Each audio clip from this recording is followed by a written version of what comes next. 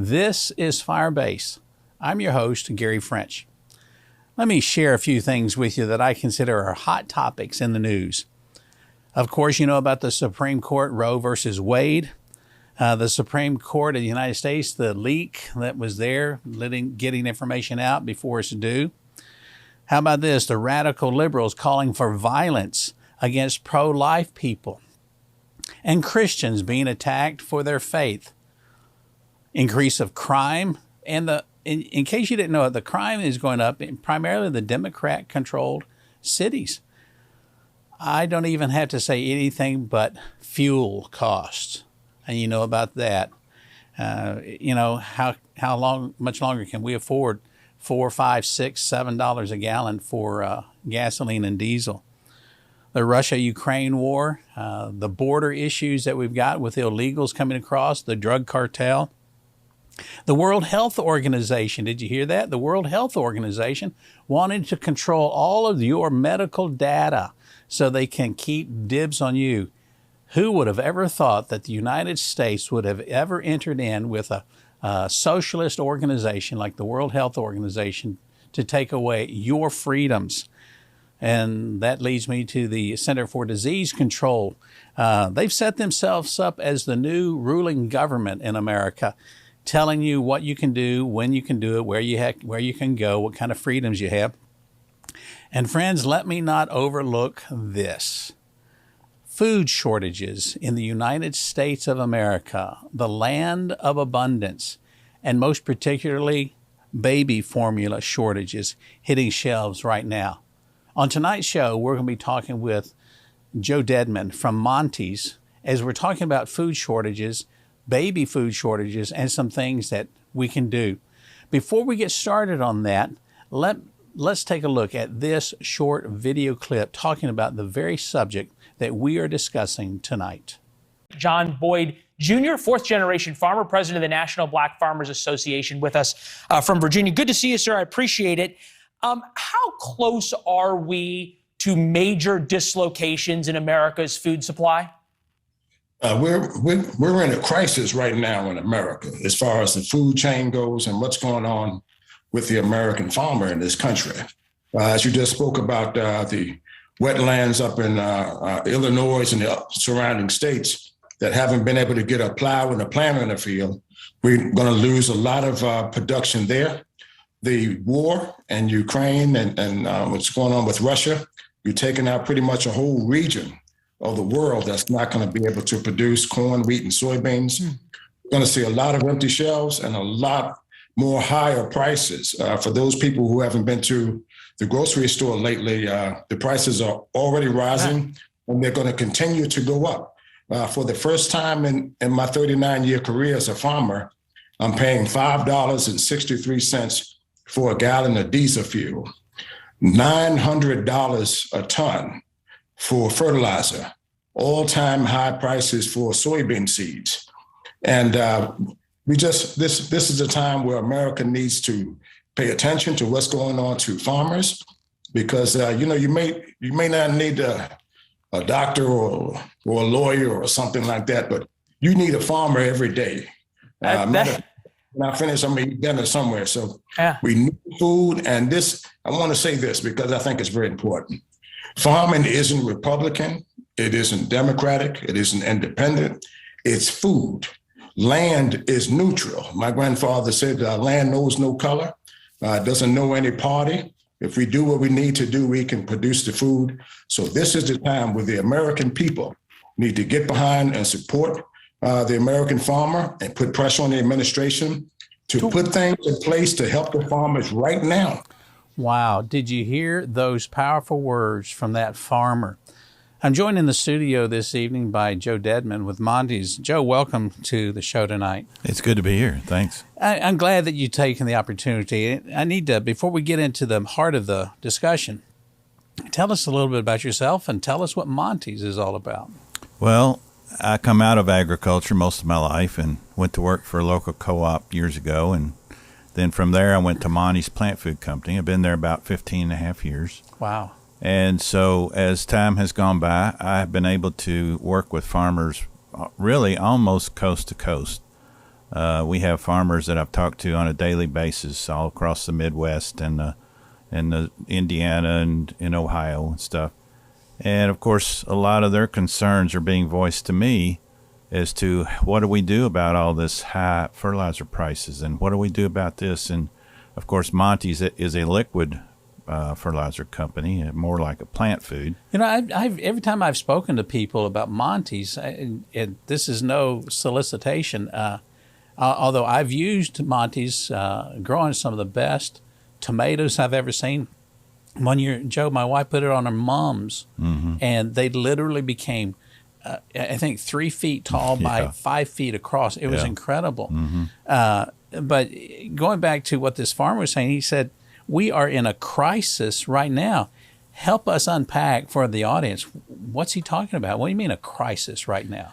Well, this has been coming on for a while. In fact, last year began the crisis, and then this year it really exploded from the standpoint of, and I kind of go back to what's been going on in our whole country, even from a political standpoint, is people seize opportunities and then they want to capitalize on it at whatever cost it is to the end consumer because they're making a lot of money. Yeah, the gentleman on the video clip, he said a lot of things that I found very interesting, but one of the things that jumped out at me, he said, pay attention. Is that considering more than just pay attention to the rising food cost or the fuel cost? Pay attention to what? To whom? Is this somebody like putting the old shell game? They're covering up something, trying to hide something from us? Well, possibly. It certainly looks that way. But beginning as early as last December, we had a rise in fertilizer prices, and I'm talking dry fertilizer, which mostly the farmers use and consume. And it was going up then, and each month it has gone up higher and higher. And he mentioned, I believe, $900 a ton. I've heard it as high as $1,500 a ton, which then I get lots of phone calls from farmers all over the country going, hey, we can't afford the dry fertilizer. What do you have in a liquid program? And therefore it opens up opportunities for us. Now, in to give us some kind of a concept, like, $1,500 on the upper end in a ton, is that in the back of a large pickup truck or a trailer or two trucks, or to give our audience an idea? Well, it's when you're talking a ton, a ton would probably fit in the back of your pickup truck. Okay. But they're spreading roughly 300 or 400 pounds per acre, so that ton would cover roughly, let's say, 3 or 4 acres. Yeah. So and that's still $500. Exactly. So if they've got a large farm, that's multiply that by thousands of acres. Yeah. How's I'm chasing a rabbit here. How does the farmer stay in business when the fertilizer and is so expensive? And second, is a lot of what the American farmers using comes from China? It does, and that's been part of our problem, is that China has withheld much of their fertilizer because we heard word that they're holding back their phosphorus, which we buy from the United States buy, because they're going to put it into electric batteries, and so they're not going to ship it over here. So that's going to create a shortage next year, even more than it has now. What does that do to Kentucky's Governor Beshear of talking about having electric batteries here in Kentucky and being the world leader now? Yeah, well, I don't. Maybe they're going to use up all the fertilizer. I don't know. I'm astounded that we hear this on the news, and I read the newspaper, and I keep up with current events. I'm astounded at how it seems to me, and this is my opinion, I'm not putting words into Joe's mouth at all, but it seems like the current administration is putting America last. Does it? Yeah. Not necessarily you, but does the farmers that you deal with coast to coast and even down to South America that you've been dealing with, do they feel like our president is putting America last? Yeah, it really is. I mean, you can see it. It's becoming so blatant now in front of your face that they're caring about everybody else except us. And then all of a sudden we're in a baby food formula shortage or whatever it is, and they go, oh my, maybe we need to do something about that. And yet they didn't see it coming. Yeah, they saw it coming. And I would say at least they didn't pay attention. They didn't care. I mean, we're seeing a whole lot of that in this administration, is they don't care about a lot of things except money. I think that's true. I read an article recently that said back during almost 100 years ago, just before, and the Great Depression was not quite 100 years ago. Right. But we had drought. We had entire farms blowing away because of sandstorms and lack of rain, and there was no fertilizer. There was no plants to crop, Right. and crops to plant. And there was, it was something that happened, and America got through that. And I think you alluded to that. It's like, for me, when the article I read, they didn't see that coming. But there are some indications that this current shortage of food, people saw it coming and perhaps even planned it. I think there's a whole lot of that going on in the background that we don't necessarily know about, because we knew that China was doing this to us even years ago, and yet nobody made any arrangements to get around that or do something different to help or protect the farming industry and protect our food supply. Well, friends, it sure sounds like some of the things that we're reading about and we're uncovering and even hearing this evening. And hopefully you are as shocked as I am that some of the things that are going on, is it planned? Has some forces somewhere looked at us to try to get to us or get to our bank by starving us? Stay tuned. We'll be right back. Welcome back. We're talking this evening with Mr. Joe Dedman of Monty's, what do you call it? Monty's Fertilizer, Joe? It's or Monty's Plant Food Company. Plant Food Company. My apologies. That's all right. I would encourage you to take a look at that company if you're looking for a natural fertilizer for your garden or even for your flowers. I don't think you can go wrong. It'd be worth the investment, because what you get back on the return, especially if you like tomatoes. Down south, we put an R in that, tomatoes. It would be worthwhile. We were talking with Joe just before the break about food shortage and baby food shortage and some of the things that are going on. And Joe, here's a couple of quotes, and then I want you to have full reign to discuss from your expertise. It says that Speaker of the House, Nancy Pelosi, is apparently agreeing with Joe Biden. I can't bring myself to call him President Joe Biden. He's saying they're going to try to provide some funding so that they can get the funding to go buy fertilizer and food supplies from Chile, Mexico, Ireland, the Netherlands that have supply. They might be able to get to us. And she goes on and says, the president is quite correct. We need to do something quickly. Joe, that's one of those no does, right? Something's got to be done. Yeah. And she says the real issue is the supply chain issue. None of this could be due to the incompetency of the current administration. And for me, it seems like they've proven ineffective in everything they've attempted to do. Yeah. I mean, I'm sorry, but this is kind of like smoke and mirrors kind of thing. Yeah. It's kind of like the magician. Watch his hand while this one does something else. And we have supplies in our country that can supply the farmer. Many of them are either restricted or something that our government has put on a company that doesn't allow them to freely trade as we need to here in America. And it's kind of ludicrous to think we're going to go buy fertilizer from all these countries that actually ask us for food and fertilizer, because they cannot grow the yields that we grow to feed the world. Yeah. We've been feeding the world for years. Yeah, I've heard years ago, even when I was a kid growing up, that the federal government pays farmers not to grow. Is that still the case? It is. So I just talked with some farmers in Minnesota, which is like you were talking about, the weather issues. They are so wet they haven't planted yet. Wow. Okay. So the government has a program that's called Prevent Plant, and they will pay the farmer in case a weather event happens and they didn't get to plant. They would help subsidize, and I don't mean they get all their money, but you know how the government will trickle down a little something to make you feel good. Exactly. Well, that's what they're doing with this pre-plant program, and there is a deadline. And these farmers are approaching this deadline, but yet haven't planted yet. So they're going to have to make a decision. Do I plant this year? Do I not plant this year? Do I file for a little bit of money or take my chances on the market. You know, Joe, when you talked about, made mention of that, the government will subsidize to get a little bit of money. My mind wandered, and it wandered to when I was stationed overseas, and they put slot machines in so many of the morale and welfare places.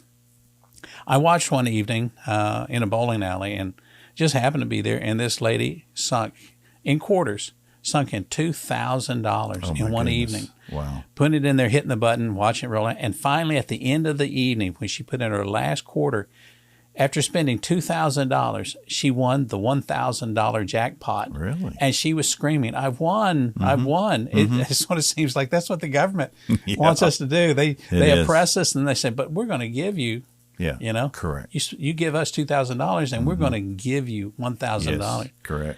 Well, the Biden administration doesn't seem to have been effective in addressing anything, let alone the supply chain issue. Right. And former President Trump said, we're sending $40 billion in aid to Ukraine. And before you write into me, folks, I support Ukraine. I think that's terrible what Russia is doing, what Putin is doing against Ukraine. But where does all this money come from? And for us, how can we turn back to make some positive changes? And I know that's not necessarily where we were talking about earlier, but I want to rephrase that question. How can we resist the mantra of supply chain issues about fertilizer and food and the shortage there, and really get back to being self-sufficient? You know, you're one of the best men that I know about farming and cattle and things like that, Joe. For me, you're an expert in that regard. You know, it's kind of a dilemma that we're dealing with here that we know and we've heard and it's documented. Ukraine is one of the largest suppliers of wheat in the entire world. Okay, so this war, you can almost chalk it up on the board.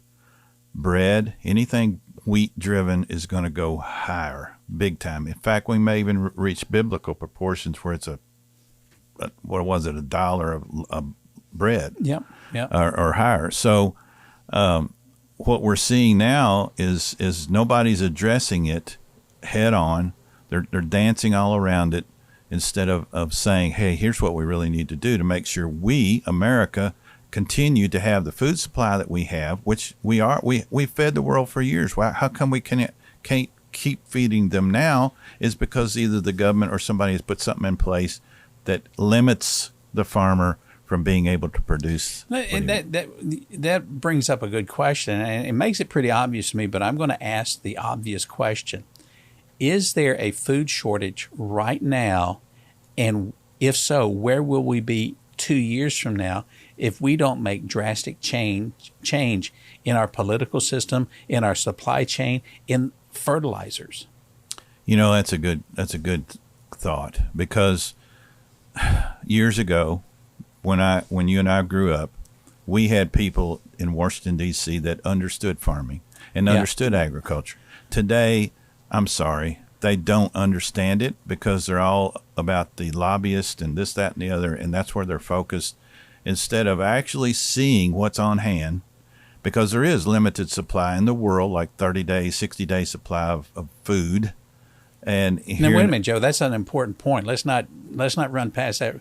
The entire world. What kind of a supply of food would you say that if there's no more production, if there's zero production of food? Right. The statistics tell us roughly 30 days to 60 days, because remember, food is happening all over the world in different continents. Like there's 2 crops grown in South America year round. Right. We only get 1 crop in here. Canada only gets 1 crop in. But other places in the world are growing multiple crops, but they don't produce the high yields that America does. Farmers over here will average in the 250s to almost 300 bushel, where you go to a foreign country, they're lucky to get 100 bushel. Wow. So this is where all of this chain of food continues around the world. And as people are consuming it and our population of the world continues to climb, more and more food is eaten and not replaced. What's the benefit then of the fertilizer? You commented about China and the phosphorus and the issues there. Can't we just keep planting? Can't we just put stuff in there year after year and the good Lord will take care of it. We wish that was the case. But in order to hit these higher yields here in the United States, in fact, they're telling us by the year 2050 that we need to average across the United States 300 bushel for every farmer. And that's not being done now. Our average is roughly 220 to 210 or something like that to meet the food demand at 2050 because of the world population. So you have to, or most people think, I have to put on more NPK, which is nitrogen, phosphorus, and potash, because the crop draws it out of the ground. As I get higher and higher yields, I pull more out, so I had to put more back. At Monty's, we focus on a liquid plant food program, which we just feed the plant and the soil only, not fertilize the entire field. And it's all natural. Yeah, it's natural. The plant consumes it faster and better. Yeah. Well, forgive me there again. I was in my mind was Chasing a Rabbit. Made me think of 1969 Charlton Heston movie with the last movie with Edward G. Robinson, Soylent Green, where they were taking, when somebody died, they were basically freeze drying the bodies, Joe, and that became the new food source. And whatever day you were allotted, you get the, was it like a green brick or a yellow brick? Interesting. Folks, it sounds really dire, but I'm telling you, we are in dire situations right now. We're speaking this evening with Joe Dedman from Monty's, and we want you to know we've got some answers for you when we come back from this very short break. Welcome back. We've spent the evening talking about food shortages, baby food shortages, and supply chain issues, speaking this evening with Joe Dedman.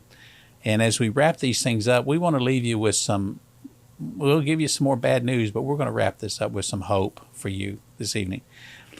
Joe, we've talked about a lot of things, and speaking during the break with our director, as we're talking about, we could just talk another couple of shows about these things, about the real issues, but let me just ask you some specific questions here.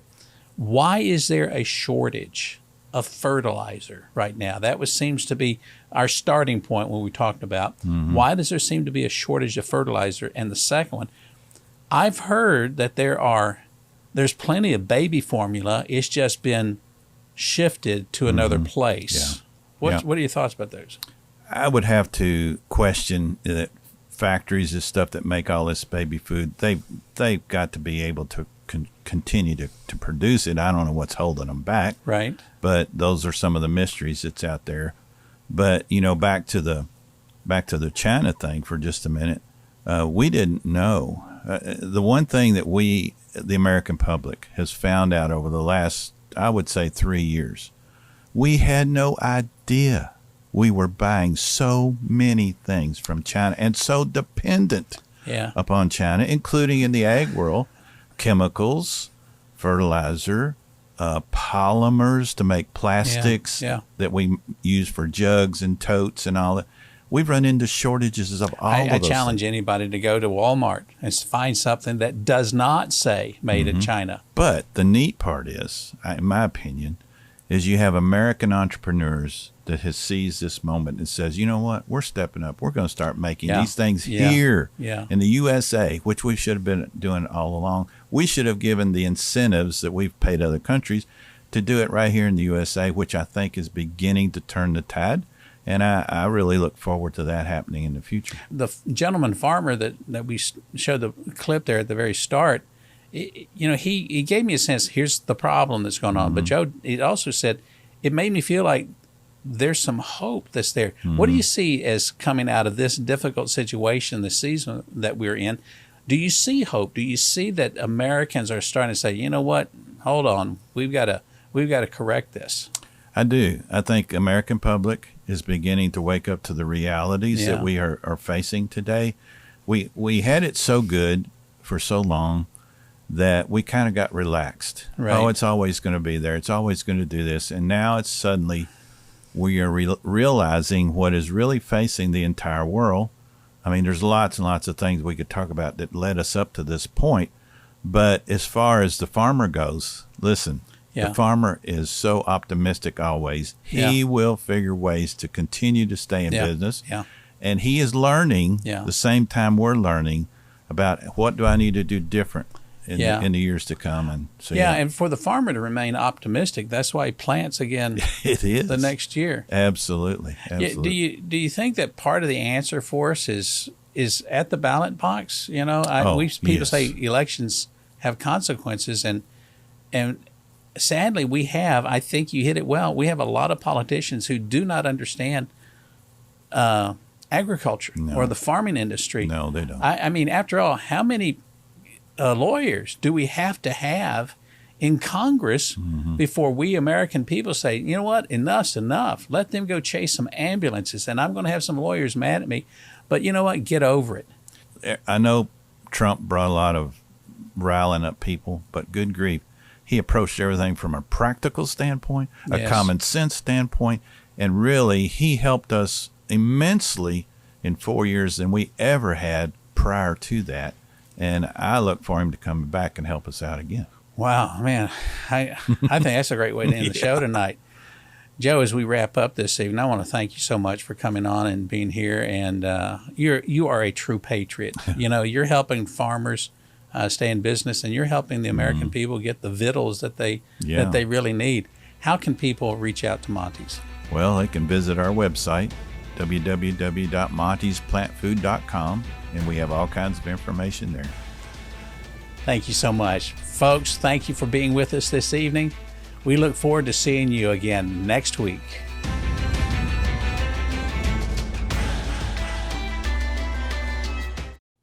Thanks for watching this most recent episode. Click below the like button, provide any comments that you like. Also, we will get back to you as soon as we can after you write to us at P.O. Box 39, Perry Park, Kentucky, 40363. Also, let us know if you like really good coffee, and we'll send that out to you as soon as we possibly can. What's the name of the coffee? Firebase.